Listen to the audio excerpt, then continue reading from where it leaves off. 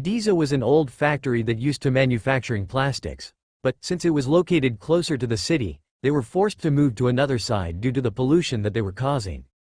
Now, it seemed that the Jerks Brothers gang had taken over that warehouse of theirs as their new base. From the location and a few other factors, it was indeed a good place for them to hide from the public. Jack wasted no time as he drove faster. He knew that the more time that he wasted, the higher the losses that he was going to suffer. Well, although it couldn't be considered as real losses, less profit was lost to him now. He had to accumulate a wealth of $500 billion. This was just the amount of money that he was supposed to have in hand, not to mention the 5 companies with net worth of at least $500 billion. Now, as long as he could get money, Jack wouldn't dare be careless to let the chance slip away. About 20 minutes later, he arrived at the old warehouse. The area around the warehouse was almost empty and only a few people were passing by this area. Many people didn't like this part of the city due to the pollution that had occurred here about 5 years ago. All the same, Jack didn't care and drove the Bentley towards the gate. The factory of this warehouse itself was located not far from this location, but still, it was about 3 kilometers from here. The moment that Jack's Bentley arrived, a group of people got out of the warehouse. There were more than 100 of them and each one of them had a weapon of their own liking in their hands. They gazed towards the approaching Bentley Continental GT excitedly. They were looking forward to beating up someone. Jack stopped not far from them before he alighted from the Bentley. Although there were more than 100 men in front of him, Jack wasn't afraid in the least. He stood in front of them without showing any fear. "Where's your boss? Tell him to get out of here, or is he afraid of me even before we meet?" Jack stated as he looked at the group in front of him. "Kid, who are you to ask to see our boss? Do you know where you are? This is the territory of the Jerks Brothers gang. Nobody makes a scene here. Maybe he's just a newborn calf that isn't afraid of the tiger. FC King idiot, just you wait till I smash this bat on your head." The crowd of gangsters immediately began throwing curses and taunts towards Jack. Jack had no intention of bantering with them. "So, better stop talking nonsense if you're not the leader here. If your leader is a coward and that he can continue hiding even after I came here, then I can only go inside and pull him out by myself." Jack's words were arrogant in front of the muscular and armed group.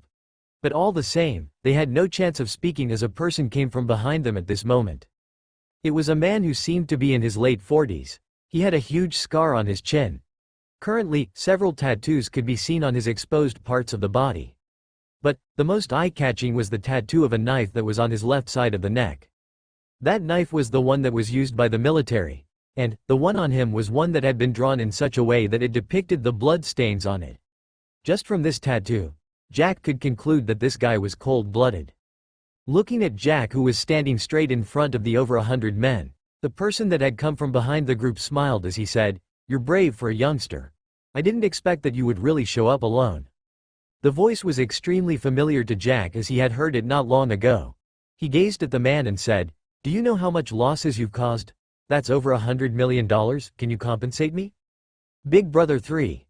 Are you kidding me? Who's that in this city that can make over $100 million in a single day?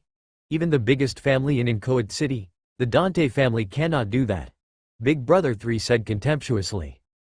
"If you haven't seen that happen, that doesn't mean that it doesn't exist." Jack wasn't ready to explain himself and went straight to the point. "Who was the one that sent you to cause trouble for my stores?" he asked, coldly this time. Big Brother 3 looked at him as if he was looking at an idiot and said, "Why should I tell you? It's not like you have the ability to make me tell you that, right?"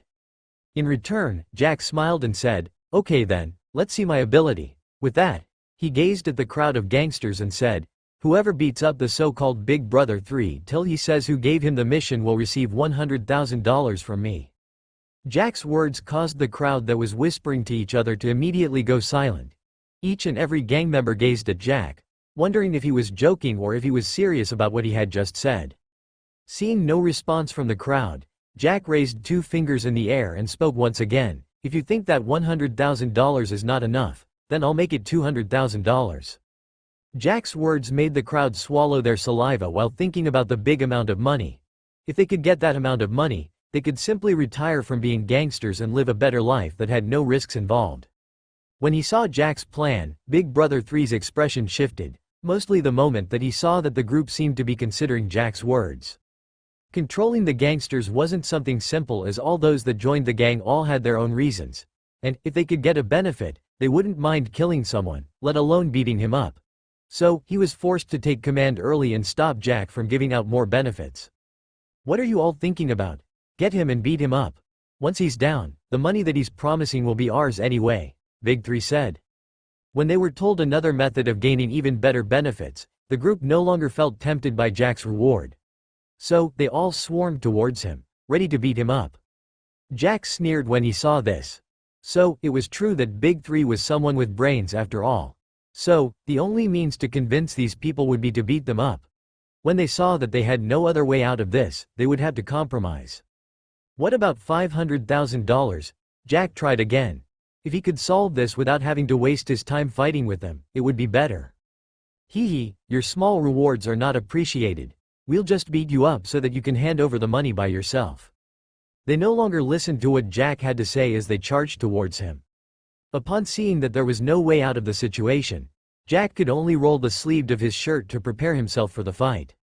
When the first person arrived in front of him, Jack gave him no time to attack and used the chance that they were underestimating him to deal a decisive blow. Thump! A single hit on the chest and the guy was forced to fly backwards, knocking down those that were charging forward. Jack didn't stop at that as he swung his fists at those that came towards him. Since there was a crowd of over 100 men charging towards him, it was obvious that not all of them would attack him at the same time. So, as he moved around the crowd, he landed heavy punches on them, one punch that would make sure that the one that was punched wouldn't get back onto their feet. With everything of his being 4 times higher than the ones that were attacking him, Jack had no problem at all. He evaded what could be evaded and used other gangsters as shield when necessary. And so, it wasn't long before more than 20 gangsters lay on the floor wailing miserably. The others had no choice but to take a few steps backwards because none of them had expected that Jack was this fierce. Now that about a fifth of them were on the ground while Jack had no injuries on him, they lost the confidence that they were having before. Even Big Three wasn't expecting such a scene. He had thought that it would be easy for them to kill Jack. With him dying in a place that was far from the public eye, there would be no one that would take them accountable considering that there were no witnesses. As if this was just a warm-up, Jack began stretching his joints. He had never been forced to use any aspect of his improved self to the maximum. But facing the more than 10 men at a single time, he had to use his speed and reaction at the maximum to avoid being hit. He looked at the goons that were eyeing him warily and smiled as he said, "Now, I don't want you to beat him up. Instead, all those that are going to join and work under me will receive a monthly salary of $30,000. Jack's words immediately changed the previously tense and somber atmosphere around the warehouse. "Now, I don't want you to beat him up. Instead, all those that are going to join and work under me will receive a monthly salary of $30,000. Jack's words immediately changed the previously tense and somber atmosphere around the warehouse. "If you're not convinced about that, you can still come and receive a beating from me. I'm not done warming up yet," Jack said as he revealed a smile that gave the gangsters a shiver. What he just said was true. He had just felt that his muscles had been stimulated, just like how people would feel like when they were doing exercises. And now, he could feel that he was far from getting tired. So, he didn't mind continuing for a little while to stretch his muscles to the limit. Although he claimed to be the limit, he was still holding back his punches, otherwise, the group that had received his attack would have definitely been in a bad shape at this moment. At this moment, Big Three knew that things weren't going the way that they were supposed to. He got alarmed. But, he still tried maintaining the calm expression on his face. Don't get deceived by him. The moment that you agree to this, as long as he gets what he wants, how can he guarantee that he will pay you the amount of money that he's promised you? Big Three said as he warily eyed Jack. There was a certain period of silence as the goons were contemplating on what to do. At this time, one of them took a step forward and said, "I agree to that. I'll join you." The others were stunned by this guy's decisiveness. They had never expected that he would agree to Jack's offer that easily. "That's good. From now on, you will be the leader of those that will agree to work under me. Your salary has been increased to $50,000 a month," Jack said as he nodded his head in satisfaction. He didn't view this guy as an easy person to sway, but a smart one. He could already tell from the current situation that they had no chance of winning at all. Jack on the other hand was offering a big and guaranteed salary. In other words, he was not a simple person like they had thought he was. Someone that could afford to pay millions a month as salary to a group of gangsters. How could that person be simple? Upon seeing the scene where one of them took a step forward, Big 3 was enraged. He pointed his finger at that guy and said, "You idiot, once I'm done with this guy, I'll make sure to break your limbs." The guy looked at him and said, "What's the difference? Here, I can have guaranteed monthly payment. On the other hand, I sometimes get nothing at the end of the month as there's nothing to do. And for both sides, no matter where I choose, I'll end up beaten if things don't go as I had expected." Big 3. His words were like a wake-up call to the others. If they didn't join Jack, they would end up beaten. On the other hand, if they joined Jack, they would still end up being beaten up as long as Jack lost in the fight. But now, it was just a matter of where they would benefit the most and where there were higher odds of winning. And at this moment, the high odds and benefits were all on Jack's side. So, one by one, the gangsters began joining Jack's side until there was only about a dozen of them standing together with Big 3, who was fuming at this moment. He looked at the dozen or so goons that were standing behind him and thought, only these are the loyal ones. If I manage to get out of here, I surely will treat them well. He had just finished thinking this way when suddenly, a heavy punch landed on his back. Not expecting to be attacked from the back, Big 3 was forced to stagger forward. He turned around and gazed at the group that was looking at him with hungry eyes. He shouted, "What the FCK do you think you're doing? Aren't you supposed to stand with me?" "I'm sorry, Big 3. But I don't remember saying that I'll stand with you in this. I simply stood here because I'm still trying to gain the $500,000 reward that was mentioned before." The guy with the red shirt spoke. The ones behind him had the same thoughts as him. So, they also nodded before charging towards Big 3, all at the same time. As for the ones that were standing behind Jack, they suddenly realized that they had just missed such a big opportunity. Although they wanted to make a move at this moment, they held themselves back as they didn't want to make Jack's impression on them to drop further. Although he was attacked by over 12 men at the same time, Big 3 still managed to knock down 2 men. But at the end of it all, he was just a single person and was being attacked by a whole group. So, in the end, he was forced onto his knees with several injuries on him. "Boss, we've subdued him for you." The guy with the red shirt, the one that had initiated the attack, looked at Jack as he said these words. In return, Jack nodded in appreciation. Then, he said, "You've done a good work. And it seems that you're good at seizing opportunities. Had you done this earlier, I surely wouldn't have minded rewarding you with $1 million. The guy with the red shirt felt that he had just missed an even bigger opportunity. But still, he was still satisfied that he had gotten the small opportunity. "But you still have a chance, just make him say who's the one that had given him the mission to disrupt the activities of my stores," Jack stated as he eyed Big 3, who was now on his knees, with his head lowered. Big 3 wasn't stupid. He knew that the situation wasn't in his favor at this moment. He knew that even if he had managed to beat the over 12 men that had attacked him, there were still others that were eyeing him, waiting for a chance to strike at him. Although he was angry at this moment, he had to look for a way to get himself out of this situation first. Otherwise, there was no way that he was going to give the information about what had happened here to the leader of the gang. The guy with the red shirt immediately threw a punch towards Big 3's head, and Big 3, who had been expecting that they would ask him the question first before taking action when he didn't answer, was immediately forced to eat dirt. "Didn't you FC King hear what boss just asked? He said that you're supposed to tell him who gave you the stupid suicide mission," the guy in red shirt yelled.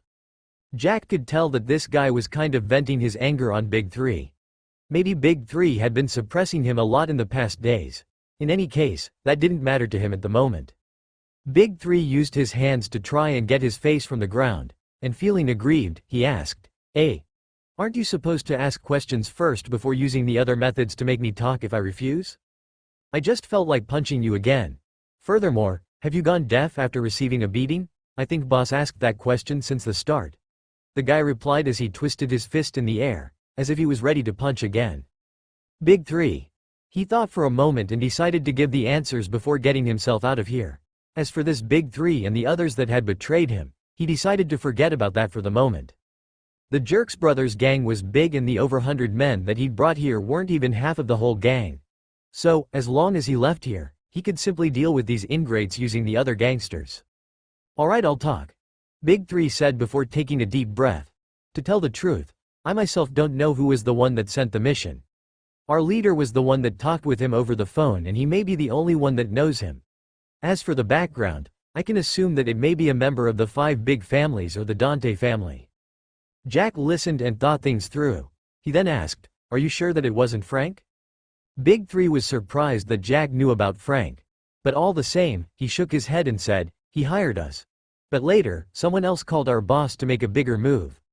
As for Frank, he came looking for us and asked us of the same thing. I can only guess that this is the action of 2 different people." Jack's eyes narrowed. He decided that he would need to meet this leader of theirs so that he could know the other mastermind. All the same, it wasn't going to be hard to deal with Frank. He was now richer than the Dante family. So, he was sure that he could block all the sources of income or resources for their companies by breaking the partnerships that they had formed. But he wasn't ready to make a move on the whole Dante family in respect to George. It seemed that he would have to look for another way of punishing Frank without influencing the whole family. "Okay then, take me to that leader of yours. I will deal with him and the one that had given him the mission," Jack said. Although he was looking for a means of getting out of here, Big 3 never thought that a chance would present itself in front of him in such a manner. Although Jack had stated that he wanted to deal with his boss, how could Big 3 believe that he had the ability? To him, as long as he reached where the other gang members were, he would be saved. And then, he would be able to take his revenge on Jack and the ones that had betrayed them. So, he hurriedly agreed to take Jack to where the leader of the gang was, as if he was afraid that Jack would change his mind after thinking things through. "You guys can wait for me here. I'll be back or I'll contact you if I can't come to find you," Jack stated as he exchanged contacts with the guy that had stepped forward first. After that, he drove away with the beaten Big 3. Although Big 3 had been well beaten up and had bled, it wasn't that much, other than having a nosebleed that he was preventing by using his handkerchief. With the directions pointed by Big 3, they arrived in front of a villa. Although its level couldn't be compared to the Prince and Princess Palace, it could be said to be good enough. He wasn't surprised by the fact that the gang leader lived an extraordinary life as compared to the low-level goons. In the gang, it was mostly a pyramid. The one at the top was fed by the ones at the bottom. After alighting from the car, Jack and Big 3 entered the courtyard of the villa. And just as he had expected, there were a few gang members here, obviously working as security for the boss. When they saw Jack coming in, 2 of them immediately went ahead and blocked his path. "What business do you have here?" one of the goons asked. "Get the hell out of the way for me," Big 3 shouted in response. He was itching to get to his boss so that he could have his sweet revenge. But now, a few minions were delaying that from happening. "Who the FCK are you? Do you believe me that I'll smash that face of yours? Oh, it seems that someone already did that. But it doesn't hurt to beat you more," another goon shouted from the side as he pointed at Big 3. "You idiot! Do you know who you're talking to? I'll destroy you." Big 3 was already angry. And now that even a small goon dared to talk to him with such disrespect, he obviously had to do something about the anger in his heart. "Do you know where you are? Better scram from here, BEF." The goon wasn't allowed to speak further as he was interrupted by the other goon. "Why does his voice sound somehow familiar?" the goon said as he tried sizing up Big 3. Upon being reminded by his colleague, the other goon looked at Big 3 and immediately found the similarities between him and their third boss. "Now that you mentioned it, he really does look like him. But hey, could he be his twin brother? Is he here to look for Big 3 to ask for revenge? After all, look at his face. It's like someone beat the sh*t out of him. I think you're right. He may be his twin brother or something. Or, could he be his father or son? Come on, can you stop **tting? How can you not know Big 3? He doesn't have a wife, in fact. He always hangs out with several girls. How can he have a big son like this? Wait, now that this guy has hurt us and we talked to him rudely, do you think he will report us to Big 3? So what? This is the boss's villa. We didn't know him and we wanted to send him away when he was rude. Case solved. You're brilliant." The 2 guys spoke to each other, completely forgetting that Jack and Big 3 were still standing there. Jack chuckled as he looked at Big 3 who was already fuming and said, "Looks like your prestige as the third boss of the Jerks Brothers gang isn't that high." Jack's words immediately garnered the attention of the 2 that were still, seriously, discussing on how to deal with the situation in front of them. "What did I just say? I knew that this was Big 3's son," one of the goons said as he looked at his partner smugly. "Get lost, I think I heard him call him third boss," the other one retorted. "Come on, how can Big 3 be beaten into such an embarrassing state?" The other one didn't believe it at all. Getting enough of this, Big Three stepped forward and gave each of them a tight slap on their faces. Paw. Paw. One by one, the two that hadn't expected this situation immediately looked at Big Three with their wide eyes. They were just about to retort when they heard Big Three talking again. Just you wait till I finish dealing with the current problem. I'll make sure that you disappear by tonight, Big Three said coldly. Who's this shouting idiot that has been disfigured? A man wearing a black short-sleeved shirt that exposed his thick arm muscles chuckled as he looked at Big Three. What are you laughing at, Big Two? Frowning, Big Three looked at the guy whom he referred to as Big Two as he asked coldly. You're Big Three. What the FCK happened to you? Did you go to a dojo to challenge their master and you ended up being beaten to a pulp? Big Two was greatly surprised. He hadn't expected that Big Three would be reduced to such a state in this city. You're the one that challenged a master of a dojo, Big Three retorted furiously. After calming down a little bit, he looked at the two that had been talking rubbish since he arrived and said, I'll come back and deal with you. The two gangsters were immediately frightened as they shivered and took a few steps backwards. Although they wanted to defend themselves, upon seeing Big Three's face, they immediately gave up on that thought. And who's this? Big Two asked as he sized up Jack, who was standing at the side while enjoying the little show. Big Two, we need to see the boss. He's here for the boss. Big Three didn't say more than that. He simply decided that it would be good if they dealt with Jack inside the territory, where there would be no witnesses. Looking at Jack for a moment, Big Two led the way as he said, follow me. Jack and Big Three followed Big Two into the villa. Then, they exited the villa through the back door and headed towards his small wooden cabin. Jack wondered what kind of taste the boss of the gang had. He actually lived inside a wooden cabin when he had a villa. Weird. Anyway, he followed the duo to the wooden cabin. Till now, he wasn't afraid that he would get attacked. He had already thought it through. Since the goons had been spread out to block the customers from visiting the stores, it was obvious that there would be lesser gangsters here. When they entered the cabin, Big Two used a crowbar to open up the wooden floor. Beneath it, there was a thick door that once it was opened, there was a path that led towards the underground. Jack was a little surprised upon seeing this. He finally understood why the boss was living in a wooden cabin. It was just a facade. But it was to be expected, as they would definitely be having shady deals that couldn't be exposed. And the way that they had hidden the door was definitely in such a way that it couldn't be expected. The metallic door was almost a meter thick, which would definitely prevent someone from noticing that below it, there was a hole. Jack said no word as he followed the duo down the well-lit path. And not long after, they arrived in a mansion-like basement. The basement was just like a house as it was well decorated. Added to this was the fact that it was designed just like how one would a mansion. Not long after, they entered a room where there was a man who was in his early 50s. He was holding a smoking pipe as he smoked without care of the world. The room had a setup that was similar to that of an office. But currently, the man was seating on a couch and in front of him was a table made of glass. What's it? He raised his head as he asked when he noticed the three. But, he focused his gaze on Jack. Although he was surprised by Big Three's swollen face, he still ignored that for the moment. Boss, before Big Three could say a word, Jack took a few steps forward and looked at the boss as he asked, are you the one that ordered your minions to cause my store's losses? Although surprised by Jack's words, the boss didn't lose his composure and said, I was paid for that, and that was what I did. But I'm surprised that you're this young. Jack raised his brows a little. A small but cold smile appeared at the corner of his lips as he asked, and how much did they pay you? He completely ignored the man's last part of the sentence.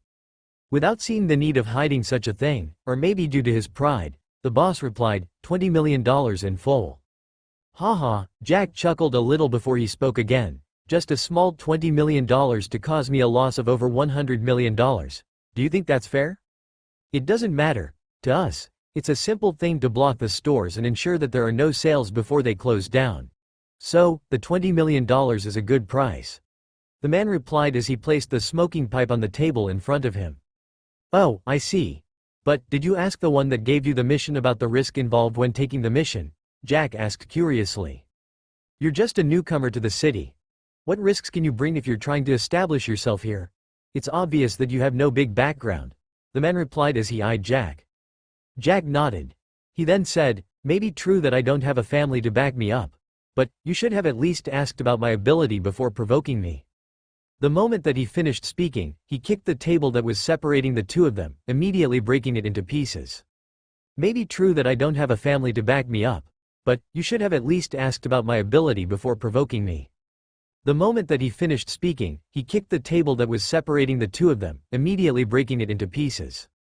Jack's actions startled even the boss, as he had never expected that there was a person that would dare to attack him on his turf. So, he had completely been unprepared of such a situation. Jack strode forward while ignoring the surprised and stunned gazes of the three. He stopped in front of the boss of the Jerk Brothers gang. Or maybe the real Jerk Brother.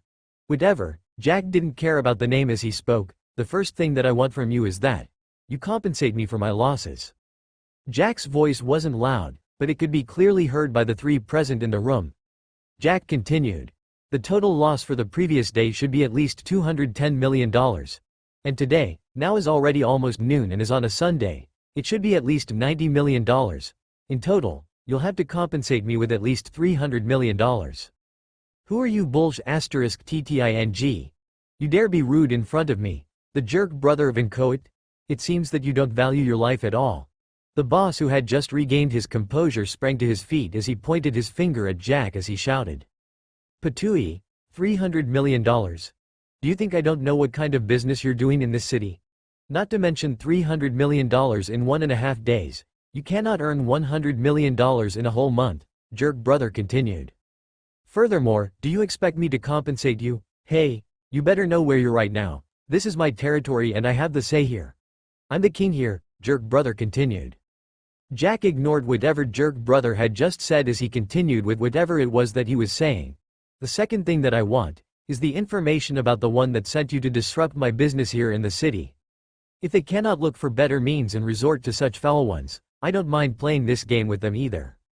Upon seeing that Jack had ignored him, Jerk Brother was furious. He looked at Big 3 and 2 who were watching from the side, still unable to make out what they were supposed to do, and shouted, "What the FCK are you doing there? Call all the brothers of the gang here." "Why yes boss." Both Big 2 and 3 were startled by Jerk Brother's shouted and hurriedly nodded their head before rushing out of the room. Jerk Brother. Although he had said that they were supposed to call the others, he didn't mean that the both of them should leave. He had expected that only one of them would leave to call the gangsters that were around, while the other one would remain to restrain Jack from taking any action. Looks like those two are so thoughtful in that they knew that we need some time alone. Now that there's no more distraction, let's get serious. Jack smiled as he looked at Jerk Brother, whose expression was dark at the moment. What serious business do we two have to discuss? Just be patient and wait for my little brothers to come and deal with you. Jerk Brother spoke as he sat back on the couch. Sorry for that, but I don't think I have that much time to wait, so I'll go straight to the point. Are you going to compensate me and provide me with the information that I want or not? Jack shook his head as he placed his foot on the couch that Jerk Brother was seated on. Seeing this, Jerk Brother was obviously infuriated. This was the place that he usually sat when he was relaxing. And now, Jack had just stepped on it with his shoe. He was just about to reprimand him when suddenly, he felt a hand holding his collar. Jack then spoke, more coldly this time, "If you won't speak, I might as well force the words out of you." Paw. A resounding slap could be heard in the next second as Jack slapped Jerk Brother. He had put in part of his strength, and as a result, a few teeth of Jerk Brother immediately loosened in his mouth. Had Jack placed a little bit more strength, Jerk Brother would have been forced to either swallow or spit out the teeth. What the FCK do? Why? Jerk Brother immediately wanted to shout curses at Jack, but he wasn't given a chance at all. Paw, paw, paw. One slap after the other landed on his cheeks, and not long after, they were swollen as if he had just stuffed his mouth with food. Not only that, but during the time that Jack was slapping him, he had already spat several of his teeth. The area closer to his eyes had already become black, with several marks of fingers being visible on his cheeks. I'll peek, stop, I shade that I will peek. With a few of his teeth missing and his cheeks bottled from receiving slaps, Jerk Brother spoke as if he was forcing himself to speak a foreign language, but his words were full of his accent. I'll speak, stop, I said that I will speak. Now that's good. Why the hell did you make me waste a lot of time and effort slapping the words out of you? Jack shook his head helplessly as he released Jerk Brother, who then fell back on the couch. Jerk Brother wanted to cry at this moment. He was a coward who had chanced upon luck. He had won a lottery grand prize of $10 million. From there, He had intended to show off by hiring a few lackeys for himself. And as time passed by, he had hired almost 100 of them. And, using these 100 over men, he had decided to join the underworld. And so, the Jerk Brothers gang was formed. And as years went by, their reputation grew, and at the same time, their power rose and they became one of the top gangs in the city. It has already been 7 years since then, and now, the Jerk Brothers gang had grown to such a large gang and that he could make deals with the top families. He had gained a lot of wealth during these years, the villa above being one of them. But knowing that he didn't have the ability to fight, he had always put a cold and calm front to give the impression that he was a person that had nothing that could scare him. And for such a reason, added to his brains, he was able to lead the gang to the level that it was at the moment without the underlings revolting. Having gotten used to simply acting tough and solving the problems that required muscles by using his minions, he had never thought of a situation where he would be beaten up to this extent. When the second slap landed on him, he had already decided to tell the truth. But the slaps just kept coming without ceasing. It was only after the rate and speed at which the slaps were coming reduced that he had a chance of speaking. As for the ones that had gone to call the underlings, he wasn't sure if it was just taking time for them to reach here or if they were just taking their time. Anyway, since they were not here, he would have to make sure that he could get himself out of the situation that he was in. So, let's start with the first thing that I wanted. Will you compensate me or not? Jack smiled as he rubbed his palms together, obviously indicating that if the answer that he received was unsatisfactory, he would rain several slaps on Jerk Brothers' cheeks again. See, can you rejush it? After all, the $300 million-ish a big amount of money? Jerk Brothers stuttered as he asked. Can you reduce it? After all, the $300 million is a big amount of money? Jack looked at him as he stated calmly, you know, I have only asked for the exact amount of money that I have lost so far. I have not added the money that you're supposed to pay for making me spend a lot of time to get here. I have not added the price of dealing with the psychological torture to my employees. I have not added the cost of treating my customers' psychological damage, physical damage, hunger damage, refusal damage, threat damage, shoe dam. Alright, I'll pay it by next week. Most of the chings that I own in terms of asshedge. I'll have to shell them to get enough money for that. Thatish unless you can take the asshedge. Upon seeing how the price was going to rise, Jerk Brother had no choice but to agree. Alright, I'll pay it by next week. Most of the things that I own are in terms of assets. I'll have to sell them to get enough money for that. That's unless you can take the assets. I can barely accept the one about you spending time to come here personally. But, what's up with this customer damage? It's not like you'll give them the money anyway. Refusal damage? Hunger damage? FCK? Even shoe damage? Does any of these exist? Jerk Brother wailed inside his mind. That's good then. I'll just take the money, and, you better not try running away because I can still find you no matter where you hide. Jack gave a warning before continuing with narrowed eyes. Who's the one that gave you the mission? Jerk Brother felt his body shudder under Jack's gaze. All the same, he collected himself together and replied, I don't know, Shamwin coyed and gave me the mission. He transferred the money to my account after we came to an agreement. I don't know, someone called and gave me the mission. He transferred the money to my account after we came to an agreement. Jerk Brother replied. When he saw Jack's eyes still on him, he continued, the details H of the number were encrypted show, I didn't see the number of the shender. Ash for the account that sent the money, I don't know the owner either. The details of the number were encrypted so, I didn't see the number of the sender. As for the account that sent the money, I don't know the owner either. Jack thought for a moment and asked for the phone. After looking at the call logs, he found that the phone didn't show who the caller was, it just showed that it was a private number. After a while, Jack opened the bank message and looked at it. The account was registered under a person surnamed Hazda. The account number was also there. But, Jack was sure that there was no family with the surname Hazda in Inkoit City that had the abilities to easily pay $20 million. Now, who was this person? Jack then remembered something. He took out his phone and sent Denali the details that he'd gathered and asked her to investigate it. Now, he just had to wait for the results. About 10 minutes later, Jack received a call from Denali. Hello master, I found who the owner of the account is. The person is called James Hazda. He works for the Dante family under Reuben Shinely. Reuben Shinely is the head butler of the Dante family and is currently serving the current family head, Kevin Dante. Denali began. According to the records of the conversation, I have hacked into the private message that he had received 2 days ago stating that James Hosda was supposed to hire a group of gangsters to cause trouble for Jackson Enterprise grocery department. As Jack listened, his expression darkened. He himself hadn't expected that the family head of the Dante family would target him. As far as he could remember, other than in the banquet that was organized by Seline, he had never met Kevin. Additionally, even during the banquet, he couldn't remember interacting with him. But at the end of it all, he was targeted by the other party. The Dante family had no dealings with the groceries, so this couldn't be said to be a rivalry in business. But this was now at a personal level, a level that Jack would absolutely not tolerate. Okay then. Try and look into the Dante family. Try and see if you can find anything related to the reason as to why they are targeting me. Jack instructed after a moment of thought. Yes, master. Denali replied. After hanging up, Jack looked at Jerk Brother, who was trying to catch what the person at the other end was saying. Upon noticing that the call had ended, he leaned his back on the couch and pretended that he hadn't done anything. Jack had obviously seen his actions.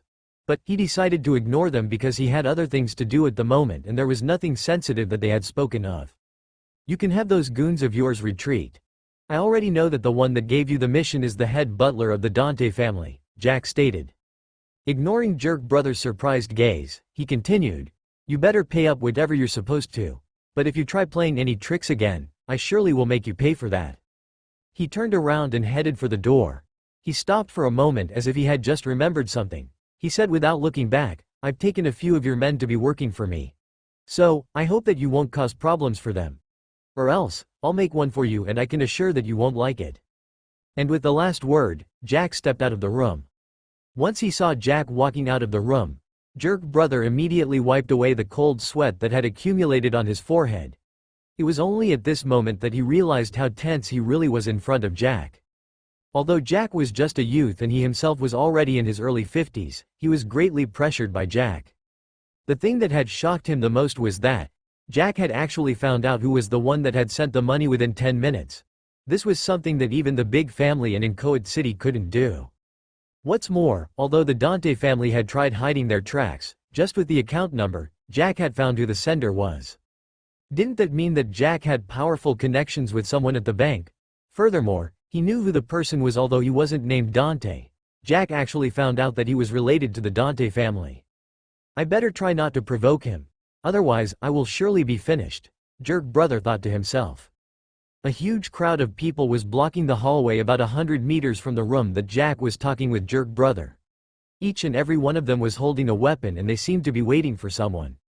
In front of the group, Big 2 and Big 3 stood there, each of them gazing towards the entrance not far away from them. This was the scene that Jack saw the moment that he stepped out of the room. He looked at the huge crowd of people that were blocking the corridor with a smile. He didn't stop walking and neither was he surprised to see them here. With his senses, he had already heard them the moment that they entered the basement. He could already guess that this group was planning on overthrowing Jerk Brother. All that time that Jack had been inside that room, if these guys were really going to help, they would have already done so. They had arrived about 5 minutes after the two left the room. But Jack had been in the room for over 20 minutes but they hadn't showed up. Although they indeed came in earlier, they had been standing there, waiting. I guess that you guys are waiting for me to deal with your boss before you can take over the throne of the gang? Jack asked with a smile on his face as soon as he was in front of the group. The smile made Big 3's heart skip a beat at the moment. It wasn't long since he saw that smile.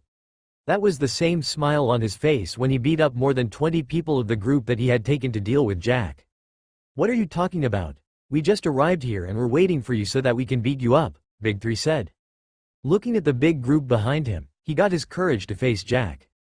On the other hand, Jack simply chuckled and said, don't worry, it doesn't matter.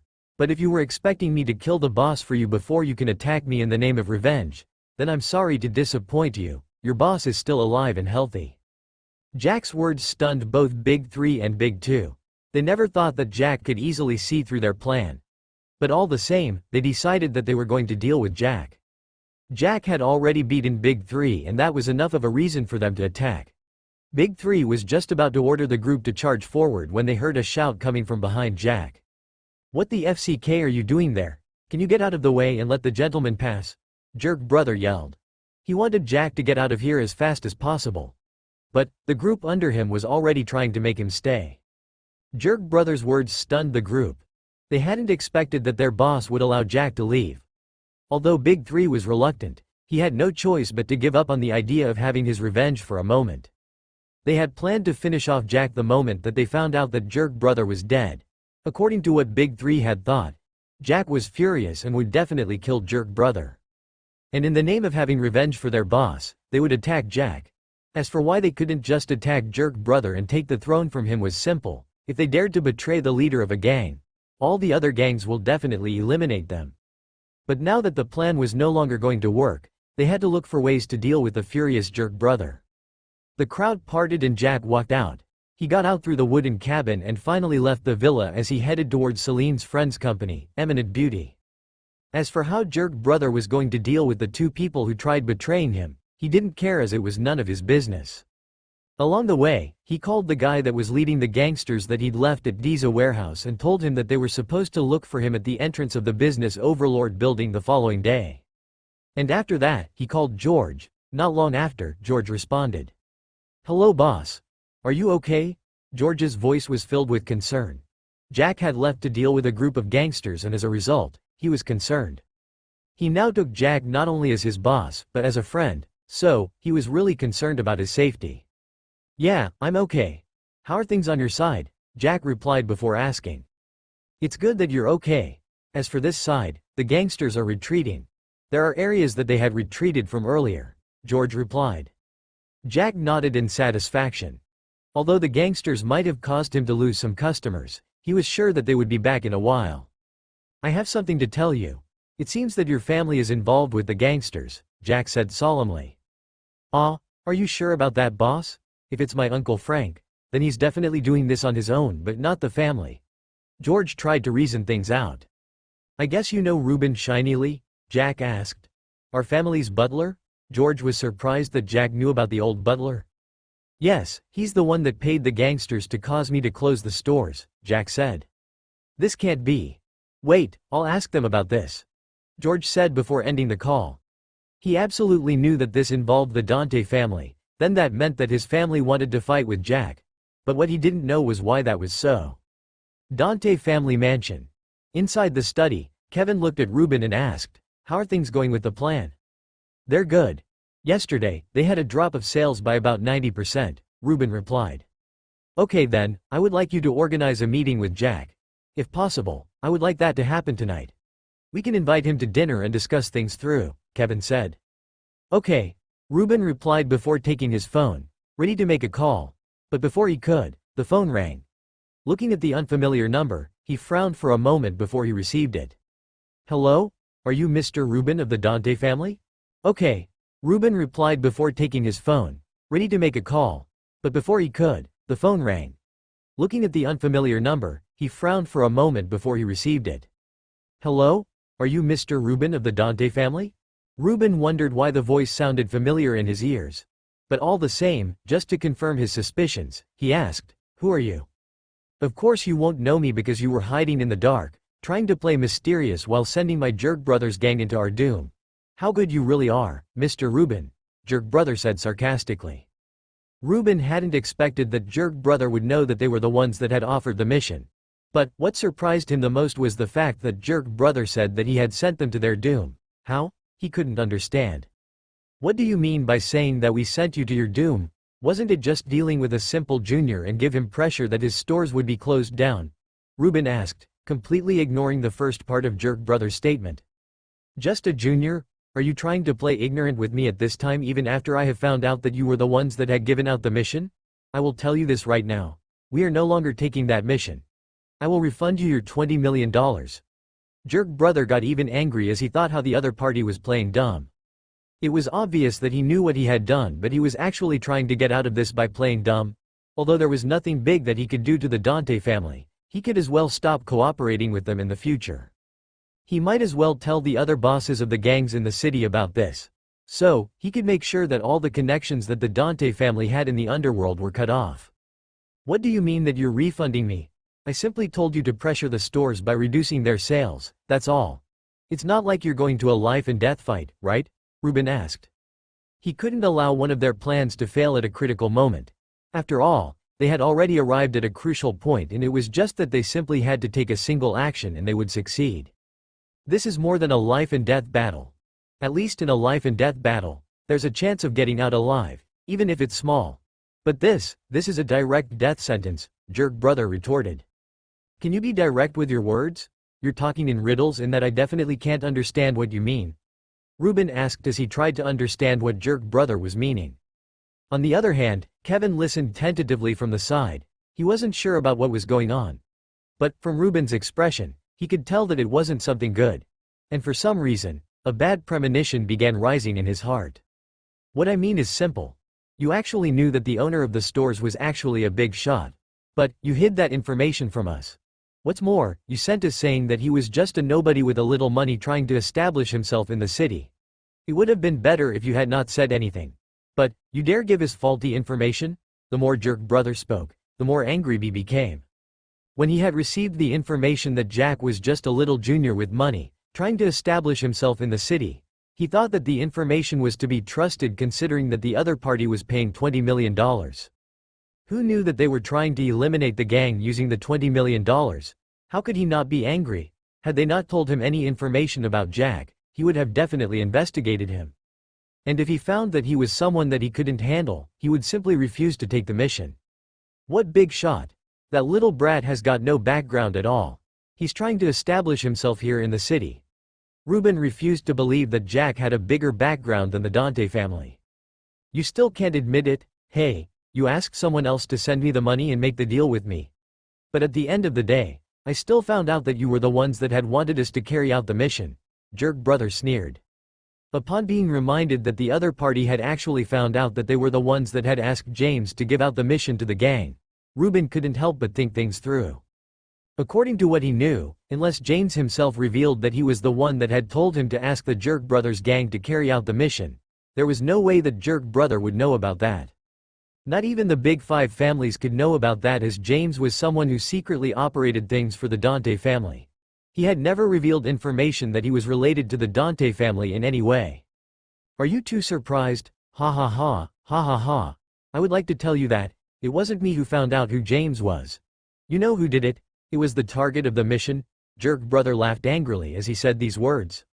Ruben couldn't believe it at all. Jack?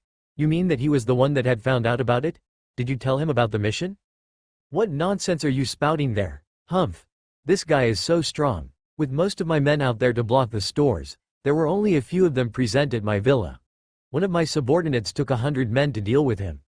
Jerk Brother was silent for a moment before he continued, and you know what the results were?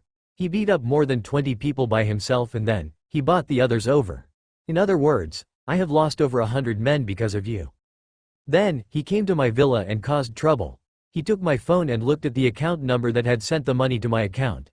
And guess what? You were exposed within 10 minutes. 10 FC King minutes. Not days, not months, it was 10 minutes. Even an idiot understand what this means. Someone without any connections can do that. FCK. I'm sure that even you yourself don't have enough connections with the bank for them to give you the information about the account holder. And another thing that you should know is that he knew that you were the one that actually sent the guy. So, he knows. And guess what? I've changed my mind. I'm not refunding your 20 million that you sent over. After all, I have just lost 300 million as compensation plus 100 men over. Jerk Brother said all these words in one breath before hanging up. Ruben remained holding the phone in his hand, not sure what to do at the moment. He was too shocked by the information that he had just received. He wasn't sure what was the best way of reacting to this piece of information. Kevin watched from the side in silence as he waited for Ruben to speak. In the end, seeing that the old man was still standing there without saying a word, he couldn't help but ask, "What's going on?" Kevin's words pulled Ruben out of his stupor. He regained his usual calmness, but there was somberness in his expression. He began explaining, "The Jerk Brothers failed the mission that we gave them." When Ruben finished explaining what had happened, Kevin himself was also not sure what to say at the moment. He had now become frustrated. He wondered why all of his plans were getting ruined every time that they reached a critical moment. Could we have been mistaken about Jack's background? Kevin asked doubtfully. I think so. But I think even our previous assumptions are wrong. He might be from a bigger family, one that is bigger than the Alfonso family. I do believe that even the Alfonso family would need a lot more time to be able to find out that James was related to us. It may take a whole month, or they may even fail to know about that. The more Ruben spoke, the more frightened he became. Then, Kevin thought of something that made him jump from the couch. Could he be the Jack that Dalton asked me to help him get information about him? Upon being reminded of this, Ruben also remembered that it hadn't been long since Dalton, who was Jack's father, had called and asked them to help him gather information about his son. According to what he had said, his son was about to get married to Alton's granddaughter and they were already engaged. If they did give them the help, the Alfonso family would support them. Thinking about Jack being known as Jackson Alfonso, and for him to know about their information in 10 minutes, could it be that Alton was involved? I don't think that Master Alton can do that in such a short moment of time. Although he's as powerful as the Gravies, his influence in Inchoate City is minimal. Kevin shook his head as he muttered. Then, could it be? Just before Ruben could say a word more, Kevin's phone rang. Kevin took it and looked at the screen. His expression changed and he became angry. The caller was his son, George, who had insisted on living outside for 5 years. Receiving the call, he asked grumpily, "What is it?" "Father, what are you guys doing? Do you know who you're actually provoking? I will tell you that. If you have any more plans of messing with Jack, it's better if you give up on them right now," George said. Jack arrived in front of the building where Eminent Beauty, the fashion company that Seline had started for her friend, was located. He parked his Bentley Continental GT and headed straight for the office. He had already informed Seline that he would be here. As a result, she had told him to go to the 3rd floor, that was where her office was located. From the way that she had said it, it was obvious that she was busy with something. As he headed for the elevator, Jack looked around at the way that things had been decorated here. He could only say that this was indeed where fashion mattered the most. He could see several people moving from place to place with different clothes in their hands. There were other clothes that he could see that were a fashion that he had never seen before and had been out on display. Jack was amazed as he could tell that the level of this company, although it was just a start-up, it was already not that bad as compared to Terran designers. After feeding his eyes for a moment, he entered the elevator and headed to the 3rd floor. When it opened, he happened to meet with Faith, Celine's assistant, or secretary. Jack wasn't sure about the relationship between the two. "Oh, Mr. Jack, you're here already?" Faith was expecting that Jack would come here. But, he had never expected that he would be here this early. According to what Seline had told her, Jack was dealing with a few gangsters that were causing trouble for his stores. For him to be here this fast, wasn't he so efficient if he had already dealt with them? "Yes, Miss Faith. By the way, you can just call me Jack, we're an acquaintance after all." Jack smiled as he nodded. "Okay then. Seline is in her office, at the end of the corridor. I have something to take care of at the moment, so I won't be able to take you there," Faith said as she looked at Jack. Jack wasn't sure why Faith was looking at him in such a manner. But, he still thanked her and left as he headed straight towards where she had pointed. Faith looked at Jack's receding back meaningfully. She thought to herself, would someone that has just met the other offer help that easily? There must be something that these two are trying to hide. Even as she thought of that, she still got into the elevator and left. Jack arrived in front of an office. He found that the door was slightly open, and from the small space, he could see the figure of Seline, who was immersed in some kind of paperwork. From this angle, he could see part of her beautiful face. Although not clearly, he could still see her beauty. When she was this serious with what she was doing, Jack had to admit that she was indeed a beauty. To be exact, her beauty was even more prominent when she was this serious. She was currently dressed officially. Although he could only see her upper part of the body as the other was hidden below the desk, he could see the white blouse that could be seen from the front. He observed her working, not wanting to enter, but enjoy and appreciate the beauty that he was seeing. As if she felt something, Seline, who was immersed in the office work, raised her head as she glanced at the door. Then, the two eyes, blue and green, met as time froze for a moment. The two held their gazes before Jack broke the silence with an awkward chuckle. He had been staring at the lady and she just happened to see him doing that. It was good to stare at a beauty and appreciate her. But, to be caught while staring, that was a different case. With his reaction speed, he could have easily shifted his gaze and pretend that he was just arriving. But, he didn't. And the reason behind that was something that he failed to understand. Ahem, hello there. Jack greeted as he entered the office. The things inside were all neatly arranged, proving that Seline was a lady that loved cleanliness. "How long have you been staring at me like that?" Seline didn't reply to his greeting as she asked. Well, about 10 minutes, Jack replied honestly. Seline was stunned by Jack's words. To think that this guy had been staring at her like that for almost 10 minutes, Seline didn't know whether to laugh or reprimand him. She then thought, can you not be so honest about it? And you're proud of that? Seline pretended to be angry at him. Well, I just couldn't help it. You're such a beauty after all. I can't help but want to stare and appreciate how beautiful you are. Jack replied as he smiled awkwardly. From the way that she was looking at him and her tone, he felt that she was angry at the fact that he had been staring at her for that long. But he could only blame his eyes and his tastes for beauties. TCH, men never miss words to say to a lady, Seline clicked her tongue as she said. Then, she pointed at a seat in front of her. Understanding her meaning, Jack sat in front of her as he observed her working. He looked at her handwriting and was amazed. For some reason, he felt that her handwriting was just as beautiful as her. After about 10 minutes, Seline put the document aside and looked at Jack. Have you already dealt with the gangsters? Jack nodded. In fact, I have made them to compensate me for the losses that I have incurred so far. Oh, you're fast. I'm curious, how much was the compensation? Seline asked as she raised her brows a little, with curiosity written all over her face. $300 million and 100 men. Jack replied nonchalantly. Celine's mouth went agape from shock. What did she just hear? $300 million? Who was going to give that much compensation? Did they break his stores or what? But, even the stores and the groceries that he was selling were not worth that big amount of money, right? Are you joking? Seline asked. Not at all, I'm saying the truth here. That's just enough compensation for the losses that I suffered from the lack of sales yesterday, and it was on a Saturday. Jack shook his head as he replied. Seline was speechless once again. That was just for bad sales. What if the stock was robbed, or his stores were demolished? Wouldn't he ask for at least $1 billion for compensation? Seline didn't know just how right her thoughts were.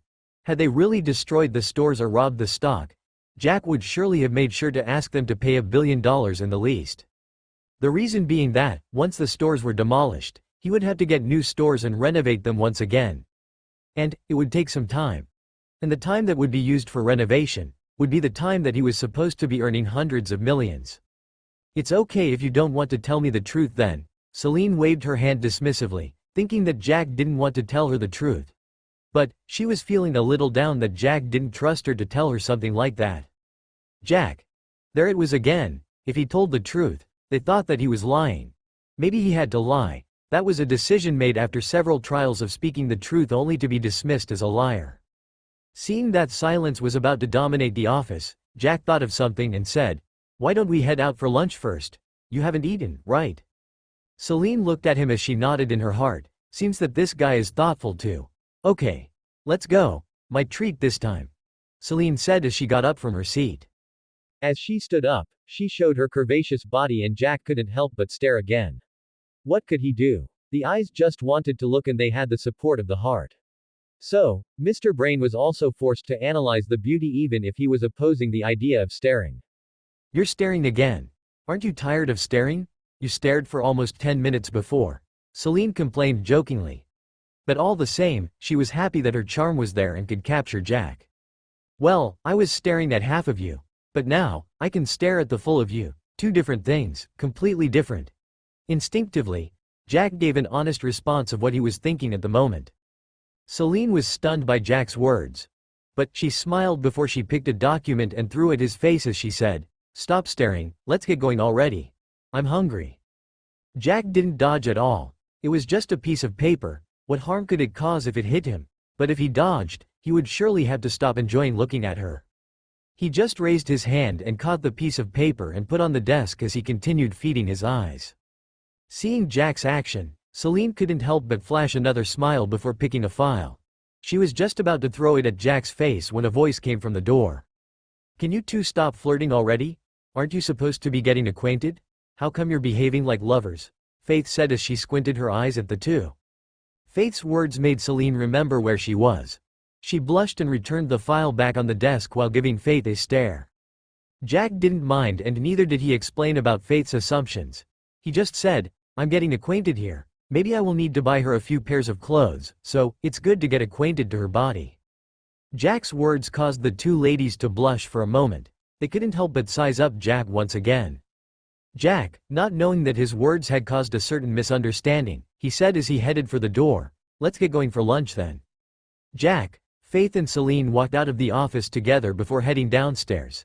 Upon seeing Jack, who was walking with the two top beauties with the highest authority in the company, the employees were surprised and wondered what his background was. Everyone here knew that Celine's background wasn't something small. As the workers here, they definitely knew about that. For Jack, the only man that they had seen closer to Seline, to be here and chat with her so casually, he must be from a big background, right? Jack and the two ladies ignored the looks and whispers of the employees as they walked out of the building. They didn't go far from the company as there was a small restaurant closer to the company. It was only a 20 minutes walk away. Having already lived a life where he would eat in such a small stall to save money, Jack saw no problem with eating here. "Are you sure that the food here is okay?" Faith asked doubtfully. Jack smiled and said, "You shouldn't doubt these people. Although they run small businesses, it's not that they're dirty, it's just that they lack enough capital to start bigger businesses. So, you don't need to worry. They maintain high hygiene. It's just that it looks simple due to the lack of the expensive tables and decorations." Jack's words made the two ladies nod as they sat down. Seline looked at Jack and asked, "You're talking as if you've already experienced eating in this kind of stalls?" "Yeah, most of the time, as long as I wasn't eating at home, I would definitely be visiting the stalls to get my meals. They're good even though they're not expensive," Jack affirmed. Celine's impression of Jack changed once again. The way that he was spending money had made her think that he was a prodigal. But, looking at his simple clothes and where they were going to have their lunch, plus the fact that Jack seemed used to being here, she dumped that thought. They soon ordered the meal. Well, it was Jack who did that as he knew the menu of the food that was sold in these kinds of stalls. The two ladies had been living a different life, and as a result, this was going to be their first experience. They ate simple fried rice with a few pieces of pork. The total price of the food after they were done was only $700 per person. Only Jack ate 3 bowls alone. In total, it cost them $3,500 that was then paid by Seline. "Jack, what you said was true. The food was really tasty.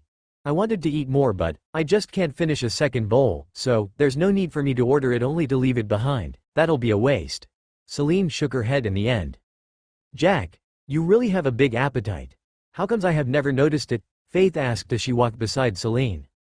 "How can you know about my appetite when we haven't had meals together? But worry not, maybe in the future, you'll know the level of my appetite," Jack said. They continued walking towards the company while chatting. It was during these chats that Faith understood Jack's character. Although he was walking alongside two beauties, his gaze was only full of sincere appreciation and not undisguised lust. Additionally, he was an honest man, not that much scheming. As for whether this was his true character or just a facade, she would need to observe more. They were just about to cross a street when Jack's expression changed. A cold smile appeared at the corner of his lips. Then, he whispered to Faith's ears, "Don't worry about us, we will be back by evening. There's no need to panic, I'm going to deal with the origin of the problem." His words were only heard by Faith. "Huh?" Faith was obviously confused by Jack's words. She was just about to ask what he was meaning when suddenly, a van stopped next to them. Before she could react, Jack pushed her to the side as several bulky men got out of the van hurriedly and captured Seline and Jack, pulled them into the van before it sped away, leaving the flabbergasted and panicked Faith. She had just been pushed away by Jack and she had no time to react by the time that they two were taken away. Since she was a distance away from the two, she was obviously ignored by the kidnappers. Faith hurriedly took out her phone and began dialing the emergency number for the police, 123. But, she was so nervous and was panicking in that the phone fell on the ground before the screen cracked. She hurriedly picked it up only to notice that the screen had turned black and cracks filled it. She was surprised and looked down, only to notice that there was actually a stone with a sharp edge on the ground. And, coincidentally or not, the phone had dropped directly on it and the stone actually damaged the phone screen. She tried tapping on it only to find that it was no longer working. She got scared at this moment that she forgot what Jack had told her a moment ago. She began blaming herself for being careless at the moment. She had completely ignored replacing her cheap phone because she was busy. Had she been having a better phone, it surely wouldn't have been destroyed the moment that it hit the floor. Looking around, she found that there was a man passing by. She hurriedly stopped him and asked for his phone to make a call to the police. Although the man was doubtful, seeing Faith's panicked and official dressing, he gave her the phone. Faith hurriedly thanked him before calling the police. Inside the van, Jack held Seline in his arms, feeling the softness of her body on his. When they were kidnapping them, Jack had purposely placed himself before the group. So, they had taken him first before they pulled Seline into the van. They had already confiscated their phones and switched them off. Although Jack wasn't expecting that the guys that were loitering around the eminent beauty company actually had the plan of kidnapping her, he had noticed the van when it approached them. He had previously told Heyman that he had already returned, so he could recall his men back, who knew that this would happen as soon as Heyman stopped interfering. When they got into the van, he pulled Seline into his arms and protected her. Since he had let the kidnapping happen, he was going to make sure that nobody treated her badly. Seline was scared at this moment. She had never thought that in such a small city, there would be someone that would dare to kidnap her. But feeling Jack's arms around her, she found herself calming down. Although she felt that it was quite weird that he was hugging her at the moment, she was happy that he was willing to protect her even in such a situation. In the end, she could only blush at the thought of how close they were to each other. Although they had already been this close when dancing, this was actually a different scenario. "Don't worry. I will deal with this problem from the source. Be assured, nobody is going to hurt you," Jack whispered into Seline's ears. Jack's words immediately made Seline's racing heart to calm down. She tried getting out of his embrace, but Jack didn't allow that at all. The reason being that, he enjoyed the sensation of, ahem. He wanted to protect her from being taken advantage of by the kidnappers. Upon noticing that Jack had no intention of letting her go, Seline could only remain in his arms, enjoying his protection. She was sure that if this was another person other than Jack that was holding her, she would have surely made sure to keep a distance. As for Jack, it was instinctive, she felt like she belonged in his arms. In total, there were 6 kidnappers plus the driver. Added to Jack and Seline, there was a total of 8 people. Looking at the 2 of them who were seated there without causing any trouble or screaming for help, the kidnappers felt pleased. They had been instructed to ensure that they did not harm the lady in any way. And seeing that she was not troublesome and was instead cooperative, they were satisfied. But they were obviously not pleased with seeing Jack holding a beauty in his arms in front of them, so they tried provoking him, to see if he would cause trouble so that they could at least beat him up. "Look at that kid, he's such a coward. Right, he's been kidnapped but he doesn't even try fighting back. What a waste of a handsome face. Not even trying to show off in front of the beauty. You guys, what nonsense are you talking about? What's the use of him acting bravely when he can simply sit there and embrace a beauty? You can only look from the side." Kidnappers. They really had nothing to say. Although they wanted to retort, they found that there was nothing that they could say as that was the truth. But they dared not to make the 2 who were not causing trouble to start it. They could just complete the mission first. Jack on the other hand simply sneered as he thought to himself, kidnapped? More like bringing a tiger into a sheep's pen. Silence reigned in the van as it drove towards the outskirts of the city. They arrived in front of a very familiar warehouse. Jack could clearly remember that not long ago, he had been here. And, there were supposed to be 100 men here. But from the looks of it, they had already left. And having not received a call to inform him that they were in trouble, Jack would like to assume that Jerk Brother didn't cause them any problems. Now, something that made him wonder was the fact that they had been brought to this warehouse. Could it be that the Jerk Brothers gang was the one that was involved with the kidnapping of Seline? If that was so, then Jack would surely have to deal with Jerk Brother well. After all, it wasn't long ago when he beat up the other guy, but here he was, already kidnapping others. When they arrived in front of the warehouse, the van stopped. And after a moment, the kidnappers alighted one after the other before they stood beside the door for Jack and Seline to alight from the van. Jack held Seline in his arms and got out of the van. There was no fear on his face, and it was like he had come here on a vacation. In a moment like this, Seline was supposed to be frightened that she had been kidnapped, and there were several men here, having tattoos on their bodies, and they were holding blunt weapons. But when she felt Jack's hands around her, she didn't feel any sign of danger at all. In fact, she felt extremely secure in his arms. Looking at the warehouse that was currently having a few gangsters as compared to the first time that he was here, Jack shook his head as he thought that things would be easier for him to deal with.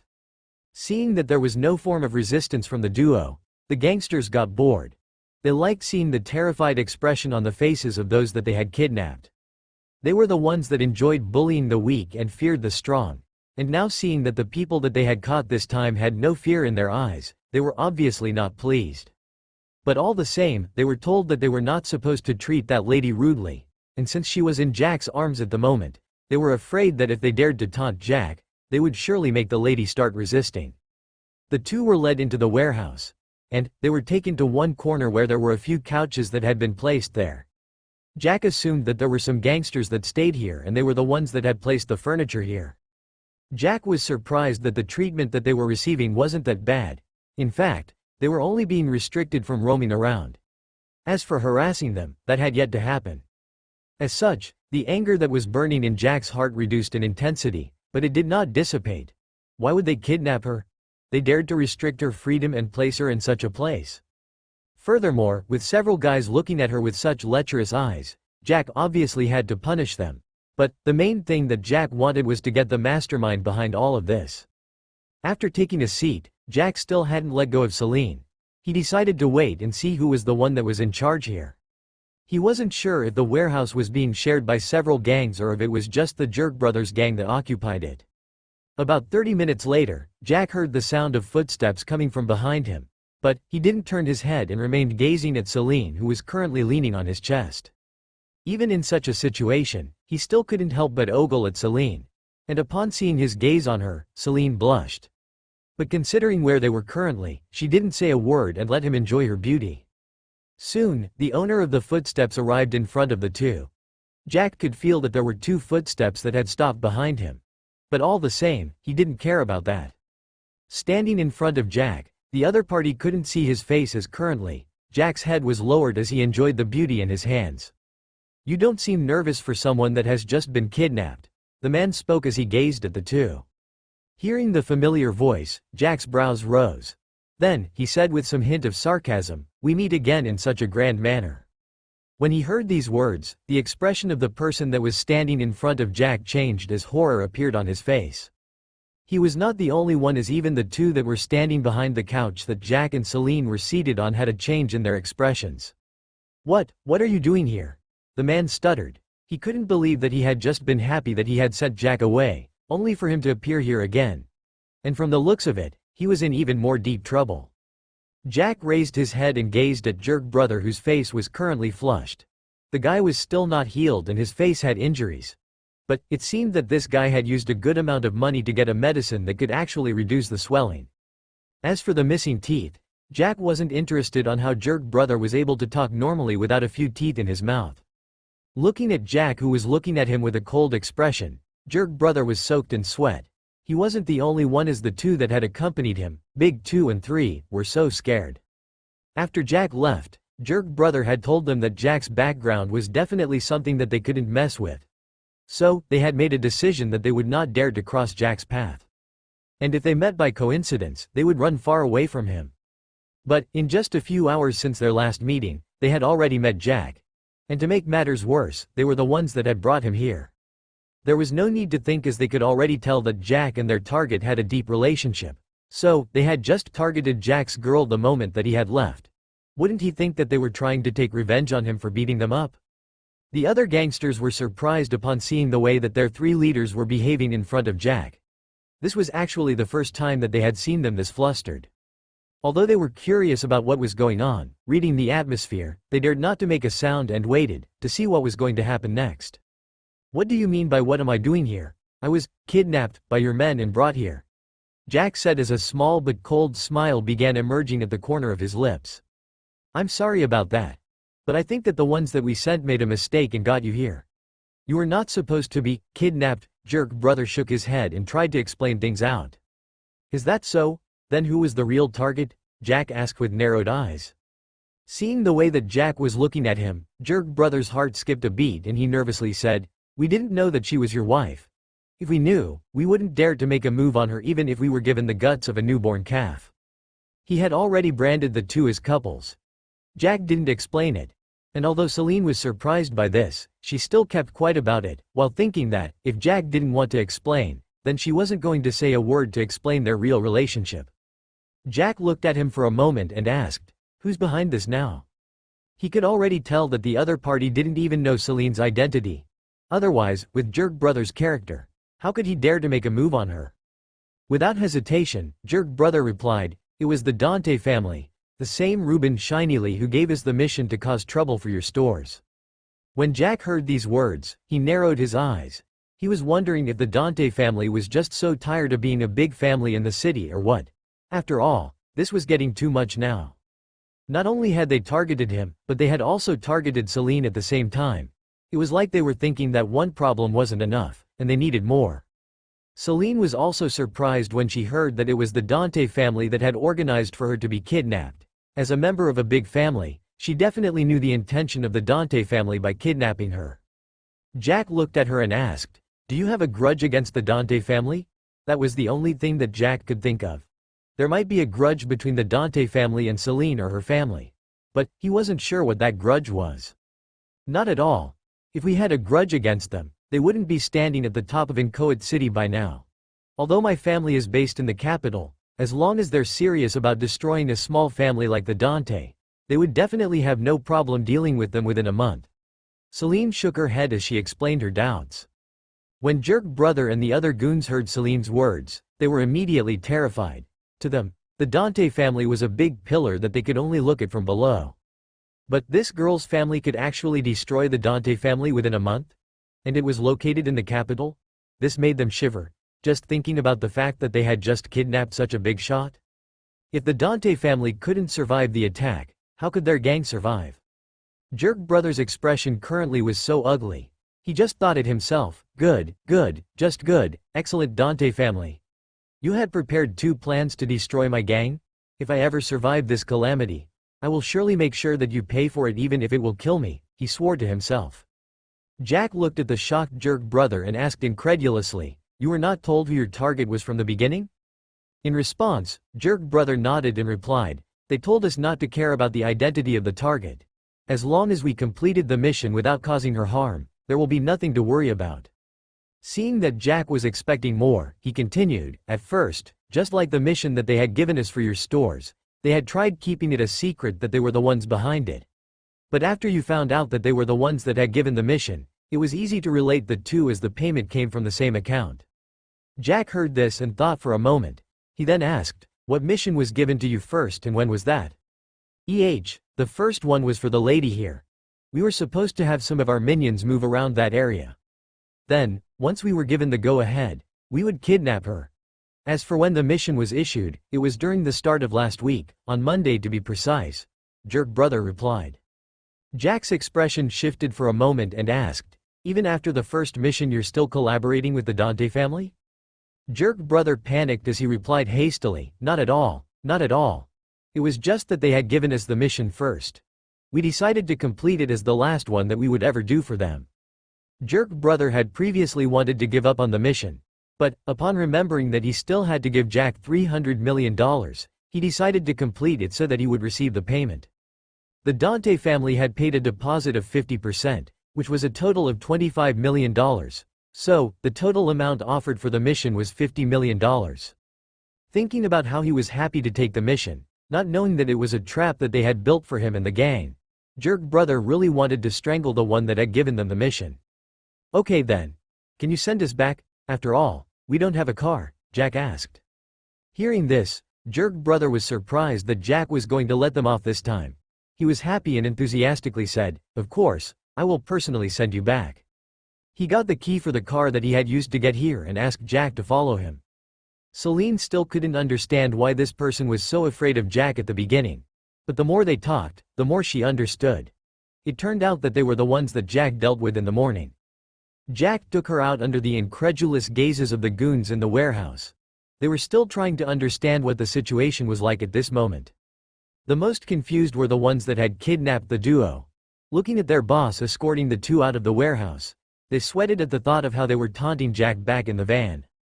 Now, they understood why Jack was calm even after they had kidnapped him. It turned out that he was someone that not even their boss could afford to offend. Inside the Audi, as it drove towards the city, Jack looked at Jerk Brother and said, "Although you were not the ones that had the intention of kidnapping her, you still have to pay for being used to do that.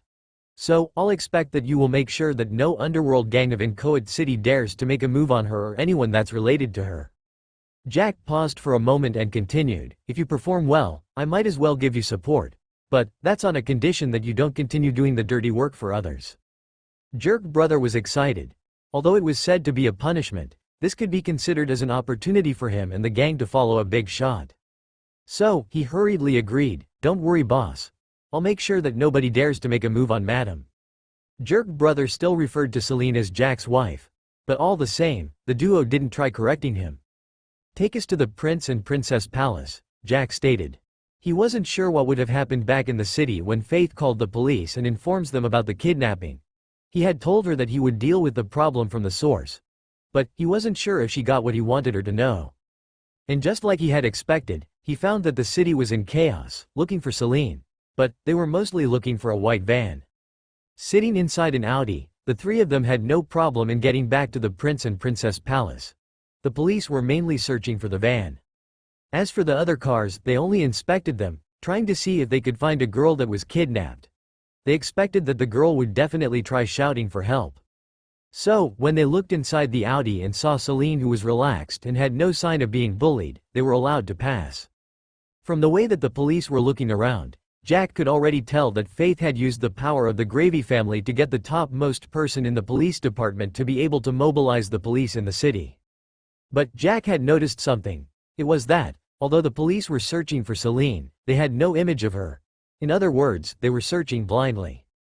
Considering who had given the mission of having Seline kidnapped, Jack could already tell that the police was in the pockets of the Dante family already. So, the search was just a facade. No matter how dedicated the police at the lower levels were, as long as the superiors didn't give them Seline's image, they would only search blindly. Looking at the magnificent environment that was full of green, Seline was amazed. Furthermore, looking at the two mansions, she had to accept that this place was beautiful. Although she had seen these kinds of mansions in the capital, with some of them being even bigger and better, in this city, this could be said to be the well-designed mansion, pair of mansions to be exact. Even Jerk Brother was surprised that Jack lived here. His respect for Jack rose once again. After dropping the two at the entrance of the palace, Jerk Brother left the place immediately. He still had to deal with the problem about the Dante family. On the way, he took his phone and made a call. "Hello Jerk Brother." Ruben's voice reached Jerk Brother's ears. From the voice, he could tell that the other party was enthusiastic. "Enthusiastic that he has destroyed my gang? Hey, not a chance." "Hello your head," Ruben shinily. "How dare you give us such a risky mission? You gave us a mission that could fully lead to the death of the gang." Jerk Brother began his session of cursing at Ruben. Back at the Prince and Princess Palace, Seline was looking around and was even more amazed. She looked at the cars that had several logos added on them and shook her head. This guy actually bought so many vehicles. But knowing that he was a person with foresight, she didn't say a word about him spending so much money on the cars. After getting into the mansion, Jack told her to select a room. She was reluctant to stay here with Jack because she thought that she was taking advantage of him. "You don't have to think too much about it. You can stay here until the time that you're supposed to leave in Coed City. You can ask Faith to come as well." Jack shook his head. He thought that the closer she was to him, the safer she would be. And for that reason, he wanted her to stay here. "If you feel uncomfortable here, you can stay in the other mansion. It's more suitable for girls," Jack said. It was only then that Seline agreed. Although they had been close to each other and had several body contact, it was a different thing when it came to living in the same house. After settling everything, Jack called Faith and told her to come to the Prince and Princess Palace. He told her not to come with the police as they would disturb them with the issue about going to record their statements and so on. And most of the time, such a thing always took a long time. Jack didn't want to get involved with the police whose superior was now working for the Dante family instead of the public. Since he was going to deal with the Dante family, he didn't want to get involved with their accomplices. Faith arrived not long after and was happy after seeing that Seline was okay. If Seline was harmed, she would surely face a great punishment once she went back to the capital. As the two ladies caught up with each other, Jack's phone rang. Looking at it, he found that the caller was none other than Peter, the manager of the off-track racers in Coed City. "Hello Mr. Jack." Peter greeted enthusiastically. "Hello Mr. Peter. Is there something that made you call me?" Jack asked. "I think you might have forgotten about something. The bet that you made last week on Sunday with Ben. He's here and he wants to do the transfer of the shares that are in his hands." According to the information that he has shared with us, something had happened back at Blue City and he had no choice but to postpone the date of delivering his end of the bet, Peter replied.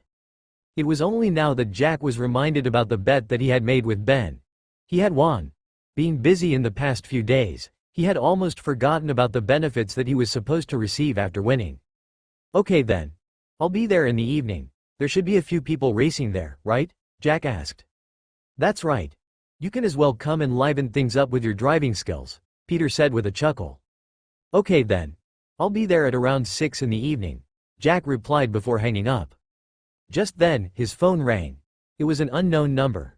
Receiving it, Jack waited for the other party to speak. Hello, Mr. Jack? A lady's voice reached his ears.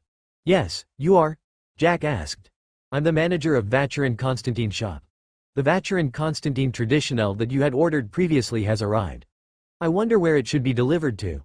The lady asked. Jack was now getting speechless at himself. How comes he was forgetting about so many things? He remembered this watch, it was the one that he had ordered. But, the real one wasn't in the store at that moment and he had to wait for it to be delivered.